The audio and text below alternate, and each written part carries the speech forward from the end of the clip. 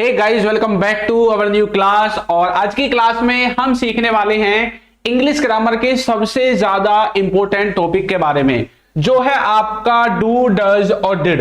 देखो, do, does और did पता नहीं कितनी बार पढ़ लिया आपने, है ना, लेकिन फिर भी कुछ बच्चे हैं जिनको ये समझ में आते ही नहीं है, क्योंकि उनका कॉन्सेप्ट ही क्लियर नहीं है। वो सोचते हैं कि हमने बस इनको रट लिया, बस हो गया। भाई एक जगह थोड़ी रखते हैं जो आप इनको एक ही बार रट लोगे और काम हो जाएगा। कम से कम 4 से 5 जगह आपको ये जो है देखने को मिलेंगे, यानी कि आपको कुछ ऐसे कॉन्सेप्ट याद करने पड़ेंगे जहां पे इनका इस्तेमाल होता ही होता है। देखो कहां कहां पे होता है।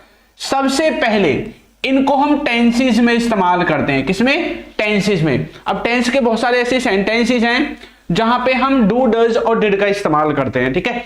इसके बाद सेकंड नंबर पे हम इनको इस्तेमाल करते हैं सिंपल सेंटेंसेस में। किसमें इस्तेमाल करते हैं? सिंपल सेंटेंसेस में इस्तेमाल करते हैं, ठीक है। थर्ड नंबर पे जो हम इसको इस्तेमाल करते हैं वो है इनके other uses. Other uses, other uses में क्या क्या आता है? जब हम किसी चीज पर जोर देकर बात करते हैं, किसी चीज को एम्फेसाइज करते हैं, वहां पे हम इनको इस्तेमाल करते हैं। यहां पे जो है इनका इस्तेमाल होता है नेगेटिव सेंटेंसेस के लिए और इंटेरोगेटिव सेंटेंसेस के लिए। किसके लिए? नेगेटिव सेंटेंसेस और इंटेरोगेटिव सेंटेंसेस। लेकिन कुछ भी चीज में आपको आगे बढ़ने से पहले उसका थोड़ा सा बेसिक आपको पता होना चाहिए। क्या पता होना चाहिए? बेसिक, तभी तो आगे बढ़ोगे। तो बेसिक में यह है कि आपको कहीं भी डू और डज दिखाई देते हैं तो डू और डज आपके हमेशा प्रेजेंट का मीनिंग निकाल के देंगे। वो जो सेंटेंस है वो आपका हमेशा प्रेजेंट टेंस में रहेगा। डू डज जहां पे भी दिखाई देगा सेंटेंस को प्रेजेंट में, आपको जो प्रेजेंट है वो आपको देखने को मिलेगा, ठीक है। अगर किसी सेंटेंस में डिड देखने को मिलता है, डिड, तो वो सेंटेंस आपका किसका सेंस देगा? पास्ट का। जैसे मैं बोल रहा हूं, मैंने बोला ही डज नॉट गो, मैंने बोला ही डज नॉट गो, और एक में मैंने बोला ही डिड नॉट गो। तो इन दोनों सेंटेंसेस को देखते ही पता लगना चाहिए कौन सा प्रेजेंट का है, कौन सा पास्ट का। यहां पे डिड लिखा हुआ है तो ये पास्ट का है, यहां पे डज लिखा हुआ है तो ये प्रेजेंट का है, ठीक है। सर फ्यूचर में भी कोई यूज होता है? नहीं, फ्यूचर में कोई यूज नहीं होता इनका। ये या तो प्रेजेंट का रहेगा या पास्ट का रहेगा, बस, ठीक है। पहली बात तो ये क्लियर हुई कि डू डज प्रेजेंट में, डिड का इस्तेमाल पास्ट में होता है। अब बच्चे कुछ यहां पे भी कंफ्यूज रहते हैं कि सर डज का इस्तेमाल अलग सब्जेक्ट के साथ होता है, डू का इस्तेमाल अलग के साथ होता है, डिड का इस्तेमाल अलग के साथ होता है, तो इसमें भी बच्चों को कंफ्यूजन रहता है। वो मैं क्लियर करा देता हूं। जो डज है आपका, ये सिर्फ इन 4 शब्दों के साथ इस्तेमाल होगा। He, she, it. He, she, it, और किसी भी व्यक्ति का नाम, किसी भी वस्तु का नाम अगर आप सब्जेक्ट की तरह इस्तेमाल कर रहे हैं तो वहां पे ये जो है ही, शी, इट और किसी का नाम, इनको इंग्लिश में बोलते हैं थर्ड पर्सन सिंगुलर सब्जेक्ट। क्या बोलते हैं? Third person singular subject. फिर देखो डज यहां पे इनके साथ लग गया, तो इसका मतलब ये है कि इनके साथ अब डू नहीं लगेगा, क्योंकि डज लग गया ऑलरेडी। तो मतलब इनको छोड़ के अब जो जो बचा है, जैसे क्या क्या बच गया, आई, वी, यू, दे, उन सब के साथ आप क्या लगाओगे? डू लगाओगे। यानी कि इनको छोड़ करके जो भी बच गया सबके साथ लगाओगे डू। जैसे आई हो गया, वी हो गया, यू हो गया, दे हो गया, इन सब के साथ क्या लगेगा? डू लगेगा। फिर बारी आती है डिड की। डिड में ऐसा कुछ नहीं है, डिड को आप सभी के साथ इस्तेमाल कर सकते हैं। ऐसा क्यों होता है कि कुछ चीजों को सबके साथ लगा रहे हैं, कुछ को सिर्फ उन्हीं के साथ? देखो प्रेजेंट में हमारे पास कितने ऑप्शंस हैं, ये तो वही कॉमन सेंस वाली बात है। प्रेजेंट में हमारे पास 2 ऑप्शन है, डू और डज। पास्ट में हमारे पास कितने ऑप्शन हैं? पास्ट में हमारे पास सिर्फ एक ही ऑप्शन है, डिड। तो जब हम सेंटेंस बनाते हैं तो फॉर्मूला हमारा ये होता है ना, सब्जेक्ट हो गया, हेल्पिंग वर्ब हो गई, वर्ब हो गई, ऑब्जेक्ट हो गया। यहां पे जो हेल्पिंग वर्ब है वही हमारे ये होते हैं। भाई जब हमारे पास यहां पे अब 2 हेल्पिंग वर्ब हैं तो इन दोनों को तो हम नहीं लगा सकते, हमें तो एक ही चाहिए। तो हमने क्या किया, इनको डिवाइड किया। भाई एक काम करेंगे, ही के साथ, शी के साथ, और इट के साथ, और किसी के नाम के साथ, तो हम लगा देंगे डज। क्या लगा देंगे? डज। बाकी जो बच गए इनके अलावा सबके साथ क्या लगा देंगे? डू लगा देंगे। तो ये हमारे पास ऑप्शन यहां पे है, चॉइस यहां पे है। भाई यहां पे तो खुद ही अकेला है, कभी हेल्पिंग वर्ब की जरूरत पड़ेगी तो अकेला ही तो आएगा, है, खुद ही अकेला है तो अकेला ही आएगा। अब यहां पे भी कोई अलग से लाऊं के कंपटीशन करने के लिए इसका? नहीं, जब अकेला ही है तो इसलिए सबके साथ इस्तेमाल होता है, चाहे ही, शी, इट हो, आई, वी, यू, दे, कुछ भी हो, ठीक है, सबके साथ आप इसको इस्तेमाल कर सकते हैं। तो यहां तक सबको क्लियर हुआ? छोटा सा डाउट था, छोटा सा बेसिक चीजें थी, वो आपको क्लियर होगी होंगी। अब मैं आपको सबसे बड़ी चीज की तरफ लेके चलता हूं, जो आपका जो डाउट है उसको और अच्छे से क्लियर करेगा। वो चीज क्या है? सबसे पहले अपने बुद्धि के दरवाजों को अपनी चाबी से खोल लो, ठीक है, और बुद्धि में ये फिट कर लो कि डू, डज और डिड सिर्फ दो ही केसेस में इस्तेमाल होता है। या तो अदर केसेस रहेंगे, या वो सेंटेंस नेगेटिव का रहेगा या इंटरोगेटिव का। बस सेंटेंस नेगेटिव और इंटरोगेटिव 99% आपको देखने को मिलेगा। जब भी डू डज देखने को मिलेगा तो आपका जो सेंटेंस है वो या तो नेगेटिव देखने को मिलेगा या इंटरोगेटिव। क्या क्या? या तो सेंटेंस हमारा नेगेटिव रहेगा, नेगेटिव, या हमारा रहेगा इंटरोगेटिव। ठीक है, क्या रहेगा? इंटरोगेटिव। प्रश्नवाचक रहेगा या नकारात्मक रहेगा। ठीक है, और ये दो ही केसेस में इस्तेमाल होते हैं, दो ही केसेस में आप इसको इस्तेमाल करेंगे, नेगेटिव में या इंटरोगेटिव में। ठीक है, लेकिन ये नेगेटिव इंटरोगेटिव किसका होगा? या तो ये प्रेजेंट का होगा, क्योंकि डू डज तो प्रेजेंट में लगेगा, या ये पास्ट का होगा। अब कौन सा टेंस है वो है प्रेजेंट का इंडेफिनिट और पास्ट का इंडेफिनिट। बस या तो वो सेंटेंस पास्ट इंडेफिनिट है या प्रेजेंट इंडेफिनिट, और पास्ट है या प्रेजेंट है, इसके लिए तो अलग से हमें पता चल जाता है कि भाई डू डज तो प्रेजेंट में इस्तेमाल होता है, तो यानी कि डू डज का इस्तेमाल प्रेजेंट इंडेफिनिट के नेगेटिव या इंटरोगेटिव में करते हैं। और डिड हमारा इकलौता है जो कि पास्ट में इस्तेमाल होता है, तो वहां पे किसका इस्तेमाल करेंगे? पास्ट का इस्तेमाल करेंगे डिड में। ठीक है, चलो आगे देखो, आपको थोड़ा सा बेसिक क्लियर हुआ। एक चीज और आपको याद रखनी है कि ये जो आपका डू, डज और डिड है, इसके साथ हमेशा वर्ब की पहली फॉर्म लगानी है। कौन सी लगानी है? वर्ब की फर्स्ट फॉर्म लगानी है। ये बात तो बुद्धि में बिल्कुल चिपका लो। कुछ लोगों को लगता है कि पास्ट का जो इंडेफिनेट है ना, पास्ट का इंडेफिनेट, इसमें तो सर सेकंड फॉर्म लगती है, वेरी गुड लगती है, लेकिन वो लगती है सिंपल सेंटेंसेस में। फॉर्मूला ये होता है उसका, सब्जेक्ट हो गया, वर्ब की सेकंड फॉर्म हो गया, ऑब्जेक्ट, यही होता है ना।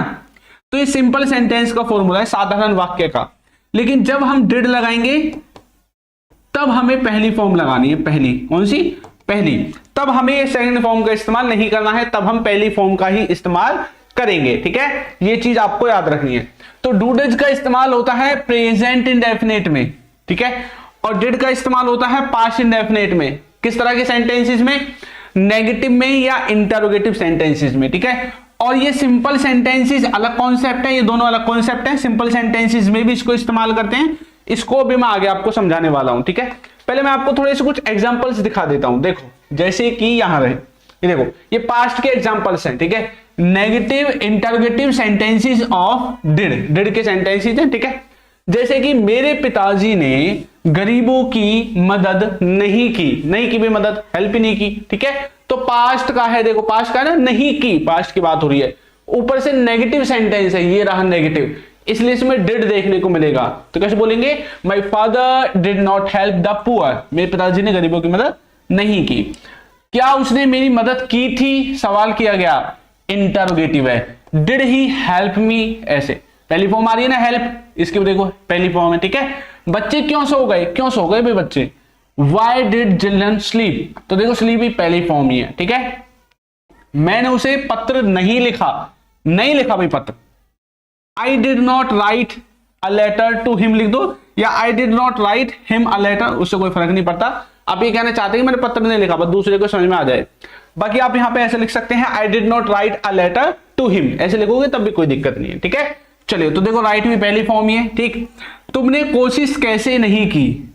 How did you not try, तो किसी ने कोई काम नहीं किया, नेगेटिव हो गया पास्ट का, या क्या किसी ने कोई काम किया, इंटरोगेटिव हो गया पास्ट का। तो दोनों में हम क्या लगा रहे हैं? डिड। इसी तरह से अब मैं आपको प्रेजेंट का जो सेंटेंस है उसको दिखाता हूं। ठीक है, प्रेजेंट इंडेफिनिट में कैसे इस्तेमाल इसको करते हैं। देखो, प्रेजेंट इंडेफिनिट में करेंगे तो डू डज लगेगा, और वहां पे भी नेगेटिव या इंटरोगेटिव सेंटेंसेस में ही लगेगा सिर्फ। ठीक है, तो नेगेटिव हो या इंटरोगेटिव हो, उसके डू डज का इस्तेमाल करेंगे। देखो, मैं आम नहीं खाता हूं, नहीं खाता हूं, negative sentence. I do not eat mango, मेरा भाई कॉलेज नहीं जाता है। My brother does not go to school. ठीक है, मोहन को मालूम नहीं है कि आप यहां हो, नहीं मालूम है, negative sentence. Mohan doesn't know that you are here. इस तरह से, क्या वह रोज यहां आती है? अब किसी से हम कुछ सवाल कर रहे हैं, क्या वो रोज यहां आती है? तो कैसे बोलते हैं? डज शी कम हेयर, तो मेन फोकस किस चीज पे है कि सेंटेंस नेगेटिव होगा या इंटरोगेटिव होगा, बस। प्रेजेंट और पास्ट इंडेफिनिट में दोनों में आपको यही चीज कॉमन देखने को मिलेगी। अब मैं आपको इसका एक सेंस और दिखाता हूं, जो सिंपल सेंटेंसेस लिखा हुआ था ना, सिंपल सेंटेंसेस में कैसे इस्तेमाल होता है। इसमें भी नेगेटिव इंटरोगेटिव लगेगा। अच्छा, आपने ये सेंटेंसेस सुने, मेरे पास एक पेन है तो मैं बोलूंगा आई हैव ए पेन। मेरे पास एक पेन था तो मैं बोलूंगा आई हैड अ पेन। सुना ये बात? Very good. तो यहां पे इनके नेगेटिव जब हम बनाते हैं, इनके नेगेटिव और इंटरोगेटिव बनाते हैं, मैंने बोला मेरे पास एक पेन है, मेरे पास एक पेन है, तो इसका सेंटेंस कैसे बनेगा? I have a pen. ठीक है। और अगर मैं इसको पास में बनाऊंगा कि मेरे पास एक पेन था, तो मैं कैसे बोलूंगा? I had a pen. इतना तो सबको ही आता है ना। लेकिन जब मुझे इसका नेगेटिव बनाना है कि मेरे पास एक पेन नहीं है, कैसे बोलूंगा मैं? मेरे पास एक पेन नहीं है। ये तो प्रेजेंट का हो गया, और नहीं था ये पास्ट का हो गया। तो प्रेजेंट में डू डज, पास्ट में आपका लगेगा डिड। तो मैं कैसे बोलूंगा? अब मैं डू डज का इस्तेमाल करूंगा। मैं आई हैव नॉट नहीं लिखूंगा, मैं लिखूंगा आई डू नॉट। नेगेटिव बनाने के लिए मुझे डू नॉट लगाना पड़ेगा। उसके बाद अब ये लिखूंगा I do not have a pen. तो देखो मैंने क्या चीज ऐड की है? डू नॉट ऐड किया है नेगेटिव बनाने के लिए। बाकी सब कुछ सेम ही लिखा है, आई आगे लिख दिया, बस इन दोनों के बीच में डू नॉट लिख दिया। क्यों? क्योंकि नेगेटिव सेंटेंस बनाने के लिए जरूरत पड़ती है हेल्पिंग वर्ब की, और यहां पे जो है वो आपकी हेल्पिंग वर्ब नहीं है। सर ऐसे कैसे नहीं है? हमें पता है हेल्पिंग वर्ब है। भाई अगर ये हेल्पिंग वर्ब है तो इसकी वर्ब की फॉर्म कहां गई? हेल्पिंग वर्ब कभी भी बिना वर्ब की फॉर्म के आती ही नहीं है। तो यहां पे ये क्या है? मेन वर्ब है। क्योंकि आपने देखा होगा हैज हैव का इस्तेमाल हम हेल्पिंग वर्ब के साथ साथ मेन वर्ब की तरह भी कर देते हैं। जैसे कई बार आपने देखा होगा ना, I am having T, I am having lunch, तो हैव का इस्तेमाल कर रहे हैं ना वहां पे आईएनजी लगा के, तो मेन वर्ब की तरह इस्तेमाल भी कर देते हैं। तो I do not have a pen, मेरे पास एक पेन नहीं है। लेकिन पास्ट में डिड का इस्तेमाल करूंगा, कैसे बोलूंगा? I did not have a pen. ये चेंज नहीं होगा, ये तो दोनों में चेंज सेम ही रहेगा। हैव बोलने लगो सर हम यहां पे हैड नहीं लिखेंगे, पास्ट का ये तो। भाई अब हम देखो, आपको सेंटेंस का ना स्ट्रक्चर कंप्लीट याद होना चाहिए। जब हम सेंटेंस बनाते हैं तो ये फॉर्मूला होता है सब्जेक्ट, हेल्पिंग वर्ब, वर्ब और फिर ऑब्जेक्ट। यही होता है ना फॉर्मूला। सब्जेक्ट के हिसाब से ही तो लगती है हेल्पिंग वर्ब। भाई अगर मेरा सब्जेक्ट ही है तो मैं इसके हिसाब से इज लगाऊंगा, ना कि आर, है ना, मेरा इज सही रहेगा। और हेल्पिंग वर्ब के हिसाब से लगती है वर्ब की फॉर्म। तो भाई मेरी हेल्पिंग वर्ब मान लो इज एम आर है, इज एम आर, तो मैं क्या लगाता हूं? आईएनजी वाली फॉर्म लगाता हूं, या वर्ब की तीसरी फॉर्म लगाता हूं, आईएनजी वाली लगाता हूं, हैज हैव के साथ तीसरी फॉर्म लगाता हूं। तो हेल्पिंग वर्ब डिसाइड करेगी वर्ब की फॉर्म कौन सी आएगी। तो यहां पे हेल्पिंग वर्ब क्या है हमारी? डू। तो डू डज के साथ मैंने बोला था वर्ब की पहली फॉर्म आती है, डिड के साथ भी बोला था पहली फॉर्म आती है। तो आपको एक बात बता दूं, जिस तरह से आपका गो होता है, वेंट होता है, गॉन होता है, उसी तरह से जो हैव है ना, ये वर्ब की पहली फॉर्म है, हैड वर्ब की दूसरी फॉर्म है, और हैड ही वर्ब की तीसरी फॉर्म है। आगे समझ में? इसी तरह से डू वर्ब की पहली फॉर्म है, डिड वर्ब की दूसरी फॉर्म है, और डन इसकी तीसरी फॉर्म है। तो हैव हमारी क्या है? पहली फॉर्म है। इसलिए यहां पे क्या इस्तेमाल किया है हमने? डू डज के साथ वर्ब की पहली फॉर्म का इस्तेमाल किया है। बेसिक क्लियर हुआ आपका? चलो अब आपको और अच्छे से समझ में आएगा। अब ये एक भी सेंटेंस ऐसा नहीं है जो आपको समझ में ना आए, है ना। ये सब के सब नेगेटिव और इंटरोगेटिव की मीनिंग ही दे रहे हैं। क्या तुम्हारे पास गाड़ी है? तो बोलूंगा do you have a car, interrogative sentence. क्या उसके पास यह किताब है? किसी से कोई सवाल किया गया है, प्रेजेंट की बात है, तो बोलेंगे does he have this book. ठीक है। क्या बच्चे सोच रहे होंगे सर ही के साथ तो है जाता है, हैव क्यों लिख दिया? भाई ही के हिसाब से तो लिखेंगे, ये मेन वर्ब है, मेन वर्ब। ये डज के हिसाब से आई है, ही के हिसाब से तो डज आया है। भाई ही के हिसाब से पूरे सेंटेंस को बना दोगे क्या? ही के हिसाब से डज आया है, डज। ठीक है। और डज के हिसाब से हैव आया है, क्योंकि अब यहां पे हैव हेल्पिंग वर्ब नहीं है, मेन वर्ब है। हेल्पिंग वर्ब तो डज है। ठीक है, ये बात याद रखनी है। चलो, तो क्या तुम्हारे पास भाई हैं? Do you have a brother, क्या तुम्हारे भाई है? ऐसा बोल सकते हैं। ठीक है। तो आपके सिंपल सेंटेंस ऐसे बनेंगे। चलो, और मैं आपको दिखाता हूं जो बाकी के सेंटेंसेस हैं वो इसमें कैसे बनते हैं। एक मैंने आपको बोला था कि अदर केसेस में भी इसको इस्तेमाल करते हैं। अदर केसेस में वहां पे इनका मीनिंग होता है क्या कोई कुछ करता है। देखो, एक मैंने सेंटेंस बोला मैं पढ़ता हूं, सामने वाले ने बोला अच्छा पढ़ता है, कब पढ़ता है हमने देखा नहीं है। आप क्या बोलेंगे फिर, मम्मी देखना इसको बताना, मैं पढ़ता तो हूं ना, तो कोई काम करता हूं और कोई काम करता तो हूं, दोनों में अंतर है। एक में आप जोड़ दे रहे हैं, जो आप बोल रहे हैं मैं करता हूं नॉर्मल सेंटेंस, आपने बोले मैं करता तो हूं, मतलब बात पे जोड़ दे रहे हैं ना, करता तो हूं मैं नॉर्मली, ठीक है। तो जब हम बात पे जोड़ देते हैं वहां पे प्रेजेंट में डू डज, पास्ट में डिड।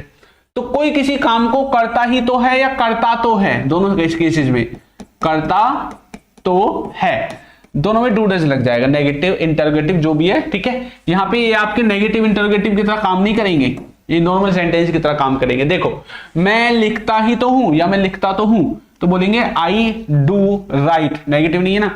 वह दौड़ता ही तो है, ही डज रन। इसी तरह से आपका जो प्रेजेंट का है ये रह जाएगा, और जो आपका पास्ट का है वो भी देखो आपको इसी तरह से सेंटेंस देखने को मिलेगा, ठीक है, कि भाई कोई किसी काम को करता तो था।